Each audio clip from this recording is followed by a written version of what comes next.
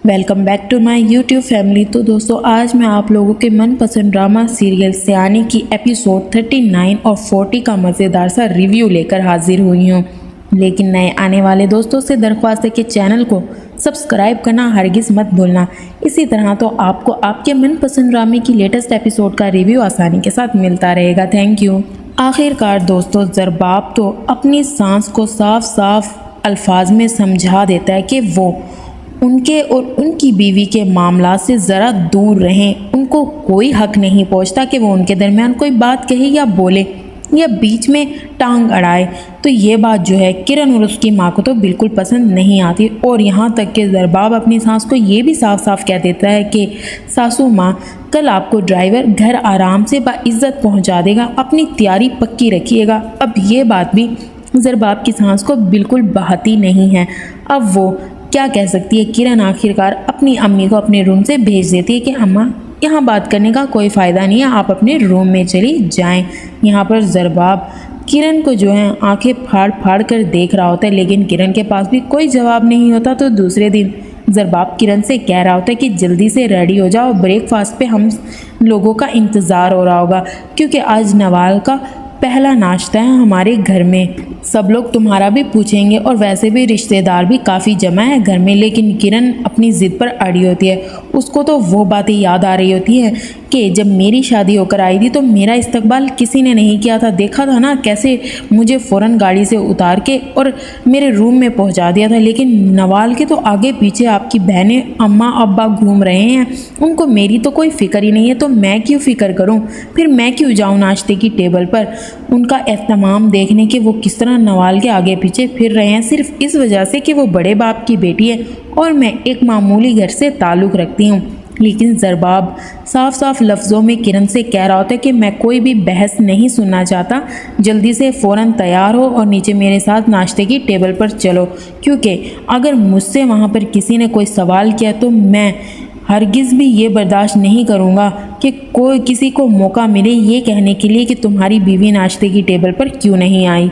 लेकिन किरण को तो इन चीज़ों से कोई फ़र्क ही नहीं पड़ता। साफ साफ ज़रबाब से कह रही होती है कि मुझे इन चीज़ों से कोई फ़र्क नहीं पड़ता, मेरी बला से जाएं आप पहाड़ में, और मुझे कोई फ़र्क नहीं पड़ता कि मेरे बारे में कोई पूछता है या नहीं पूछता। अब ज़रबाब किरण से कह कर जाता है कि मैं नीचे तुम्हारा इंतज़ार कर रहा हूँ, फ़ौरन नीचे पहुँचो। तो दूसरी तरफ नवाल ने ज़ोहेब के नाक में दम किया होता है। अभी उसको जुम्मा 3 दिन हुए शादी हुए, लेकिन अभी से वो ज़ोहेब से उल्टी सीधी फरमाइशें कर रही होती है और कह रही होती है कि मैं ज़िंदगी अपनी मर्ज़ी से गुजारने की आदी हूँ और मुझ पर कोई पाबंदी लगाने की ज़रूरत नहीं है। यहाँ तक कि अपने पेरेंट्स को भी समझा दीजिएगा कि मुझसे कोई बात मत करें, चाहे मैं जो भी पहनूँ, जो भी खाऊँ, जैसे रहूँ, मेरी ज़िंदगी मेरी मर्ज़ी।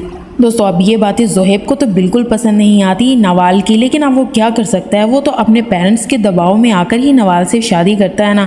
अब उसे तो कोई शौक़ नहीं होता ऐसी मॉडर्न लड़की से शादी करने का।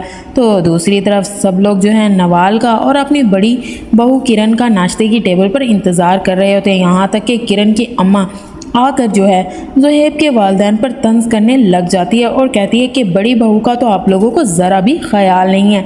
लेकिन जबकि ज़रबाब की फैमिली तो दोनों बहुओं में कोई फ़र्क महसूस नहीं करती और दोनों का भरपूर ख्याल रखती हैं, लेकिन ये दोनों माँ बेटी तो किसी हाल में खुश नहीं है और ताना कसने की तो इन्हें वैसे ही आदत है।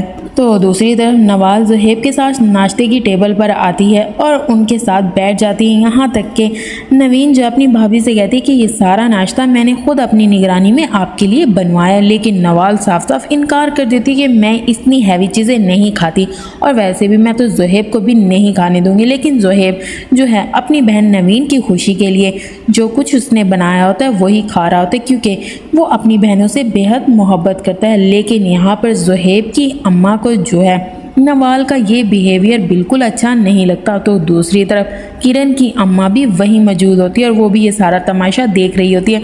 उसको तो ये लग रहा होता है कि ये तो मेरी बेटी से भी बढ़ चढ़कर लड़की आ गई है जो कि इन्हें नाक को चने चबुआ देगी।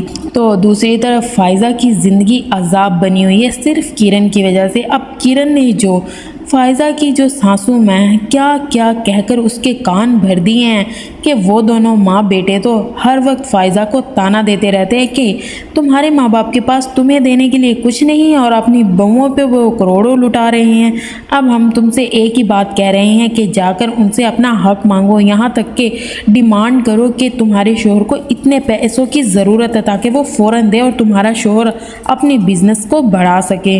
लेकिन फ़ायज़ा अपने ससुराल वालों से कहती है कि मैं अपने पेरेंट्स से जाकर ऐसी कोई बात नहीं करूँगी, वैसे ही उन्होंने हमारे लिए बहुत कुछ किया। हाँ, आप अगर इस चीज़ को नहीं मानते तो मैं क्या कर सकती हूँ। लेकिन यहाँ पर जो फ़ायज़ा का शोहर है यावर, वो फ़ायज़ा से साफ साफ कह देता है कि तैयार हो जाओ, मैं तुम्हें तुम्हारे घर छोड़ दूंगा और शाम तक मुझे फ़ैसला चाहिए। अब फ़ायज़ा बहुत परेशान होती है। तो दूसरी तरफ दोस्तों, किरण की माँ का एक ही काम है अपनी बेटी के कान भरना। अब जो कुछ सुबह नाश्ते की टेबल पर हुआ वो सब किरण को आकर बता रही होती है कि सुबह तुम्हारे सास और ससुर का मुँह देखने वाला था।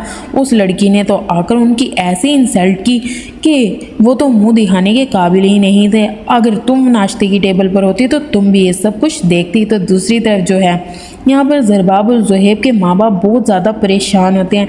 नवीन जो है अपने पेरेंट्स से कह रही थी, अम्मी क्या ज़रूरत थी आपको ऐसी लड़की को ज़ुहैब भाई के लिए ढूंढने की जिन्हें अपने अलावा कुछ नज़र ही नहीं आता, उनके तो मिजाज ही नहीं मिलते, किस तरीके से हमसे बात करती हैं। अब नाश्ते की टेबल पर ये सब कहने का उनका क्या मकसद था? इतनी इंसल्ट, इतनी तजलील उन्होंने हमारी की है। हम तो उन्हें बड़े चाव से ब्याह कर इस घर में लेकर आए थे। अब ज़ुहैब की माँ के पास तो इस बात का कोई जवाब ही नहीं होता। आखिर वो क्या जवाब दे अपनी बेटी को। तो दूसरी तरफ फ़ायज़ा रोती हुई अपने घर वापस आ जाती है। यहाँ तक कि फ़ायज़ा के अम्मी और अब्बू फ़ायज़ा को देखकर परेशान हो जाते हैं और वो फ़ायज़ा से पूछने की कोशिश कर रहे होते हैं कि ऐसा क्या हुआ है। तो दूसरी तरफ नवाल अपनी अम्मा से कॉल करके कह रही होती है, पता नहीं कैसे घर में आपने मुझे ब्याह दिया है। यहाँ के लोग तो बहुत ही अजीब सोच के मालिक हैं, कहते हैं ये ना पहनो, ये ना खाओ, ये ना करो, वो ना करो। तो दूसरी तरफ किरण जो है फ़ायज़ा की सारी बातें छुपकर सुन रही होती है जो वो अपने माँ बाप से कह रही होती है। फ़ायज़ा अपनी परेशानी को अपने पेरेंट्स के साथ शेयर कर रही होती है और ये सारी आग लगाई भुजाई वो किरण की ही है, लेकिन अभी हर कोई इस बात से बेखबर है। तो दूसरी तरफ फ़ायज़ा अपने पेरेंट्स से कह रही होती है कि कब तक आप उनकी बेजा ख्वाहिशों को मानते रहेंगे। मैं तो कह रही हूँ छोड़ दें मुझे मेरे हाल पर, अगर ज़्यादा यावर करेंगे तो मैं वापस इसी घर में आ जाऊंगी। तो दूसरी तरफ किरण अपनी अम्मा से जाकर ये सारी बातें बता रही होती है, लेकिन उसकी अम्मा उसे समझा रही होती कि तुमने खुद अपने पाँव पर कुल्हाड़ा मारा है, अब तुम्हारे शोहर को ही इतने पैसे देने पड़ेंगे, ये ही नहीं जायदाद में हिस्सा भी देना पड़ेगा। लेकिन किरण के पास तो हर मसले का हल है। वो अपनी अम्मा को समझा रही होती है, आप फिक्र ना करें, 1 रुपया भी ज़रबाब को नहीं देने दूंगी। तो दूसरी तरफ दोस्तों, उजाला की ज़िंदगी तो वैसे ही अजाब बनी हुई है। रिजवान ने तो उसे कहीं मुंह दिखाने के लायक नहीं छोड़ा, उल्टी सीधी बातें जो है उजाला से कर रहा होता है। लेकिन उजाला को भी अब किसी चीज़ का कोई खौफ या डर नहीं है। वो भी सीधा सीधा रिजवान से कह देती है, अगर आपकी यही हरकतें रही तो मैं आपके साथ ज़िंदगी गुजारने के काबिल नहीं रहूँगी और ना ही आपके साथ मज़ीद ज़िंदगी गुजारूंगी। मैं आपका घर और ये सब कुछ छोड़ के यहाँ से चली जाऊँगी। तो दूसरी तरफ नवाल अपनी बेजा उल्टी सीधी ख्वाहिशें जो है ज़ुहैब से कर रही होती हैं कि मुझे अब ये चीज़ चाहिए तो वो चीज़ चाहिए, लेकिन ज़ुहैब उसे साफ साफ मना कर देता है कि हमारे घर में ऐसी कोई ख्वाहिश पूरी नहीं होती। यहाँ तक कि नवाल अपने ससुराल वालों के सामने भी जाकर ये कह देती है कि मुझे मेरी ज़िंदगी के मुताबिक लाइफ जीने की आदत है, अब मैं किसी के दबाव में आकर अपने आप को तो चेंज नहीं कर सकती। यहाँ तक कि नवाल बहुत ज़्यादा बदतमीज़ी करती है अपनी सास और अपने ससुराल वालों के साथ, लेकिन वो चुपचाप ये सारी बातें सुनते रहते हैं। यहाँ तक कि किरण को तो और मौका मिल गया है तंज करने का। तो दूसरी तरफ नवाल जो है नवीन के पास जाती है। वो किचन में काम कर रही होती है। नवाल नवीन से पूछ रही होती है कि आखिर घर के नौकर कहाँ हैं, कि तुम्हें क्या ज़रूरत आन पड़ी कि तुम किचन में खड़ी होकर काम कर रही हो। लेकिन नवीन अपनी भाभी से कह रही होती कि मुझे खुशी मिलती है अपने काम खुद करने की आदत है। तो दूसरी तरफ किरण भी आकर नवाल से उल्टी सीधी बातें करती है कि यहाँ पर बहुओं को काम करने के लिए किचन में भेजा जाता है, अब से हाफ काम तुम क्या करोगी, हाफ काम मैं क्या करूँगी। लेकिन नवाल को तो किरण की ये बात बिल्कुल अच्छी नहीं लगती और वो ये सुनकर वहाँ से चली जाती है। दूसरी तरफ दोस्तों, ज़ुहैब अलग परेशान हो रहा होता है क्योंकि वो नवाल की इन हरकतों से बहुत ज़्यादा डिस्टर्ब होकर रह गया है। तो दूसरी तरफ नवाल छोटी छोटी शिकायतें अपनी अम्मी से कर रही होती है और उसकी अम्मा उसे उल्टी सीधी पटियां ही पढ़ा रही होती है कि तुम्हें अपने ससुराल वालों के सामने दबने की कोई ज़रूरत नहीं है, जो तुम्हारा दिल करे वो ही करो। तो यहाँ पर किरण इसी टो में लगी रहती है कि उनके ससुराल वालों की कोई ना कोई बात उसके हाथ लग जाए और वो उसे राय का पहाड़ बना दे। अब फ़िज़ा के ससुराल वाले फ़िज़ा के घर आए होते हैं उनके घर वालों से डिमांड करने के लिए कि हमें क्या क्या चाहिए। आप लोगों ने अपनी बहू पे इतना कुछ लुटा दिया दोनों पे, तो अब हमें भी वो हिस्सा दे दीजिए जो हम आपकी बेटी का बनता है। लेकिन फ़िज़ा को अपने पेरेंट्स से कुछ नहीं चाहिए। अब ये डिमांड सुनकर फ़िज़ा के पेरेंट्स और ज़ोहेब और ज़रबाब तो बहुत परेशान हो जाते हैं। यहाँ पर किरण भी ये सारी बातें सुन रही होती है, लेकिन किरण को इस चीज़ का भी शिद्दत से एहसास है, काश वो फ़िज़ा की सास को ये सब कुछ ना कहती। अब पैसे तो उसके शोहर को ही देने पड़ेंगे ना। फ़िज़ा का तो रो रो कर बुरा हाल है, लेकिन उसके ससुराल वाले तो बिल्कुल भी अपनी हरकतों से बाज नहीं आ रहे। यहाँ तक कि सारी ये बातें किरण अपनी अम्मा के सामने भी कर देती है कि अब फ़िज़ा का जीना तो हराम कर दिया उनके ससुराल वालों ने। लेकिन उसकी अम्मा उसे समझा रही होती है कि ध्यान रखना कभी तुम्हारी जो नंद है वो तुम्हारे घर ही ना आकर बैठ जाए। यहाँ पर फ़िज़ा रो रो कर अपनी अम्मी से कह रही होती है कि मुझे तो ये समझ नहीं आती यावर को क्या हो गया, पहले तो कभी उन लोगों ने ऐसी कोई बात नहीं की, अब अचानक से उन्हें इन चीज़ों का ख्याल कैसे आ गया, आखिर वो कैसे ऐसी डिमांड्स कर सकते हैं। ये सारी बातें किरण भी सुन रही होती है।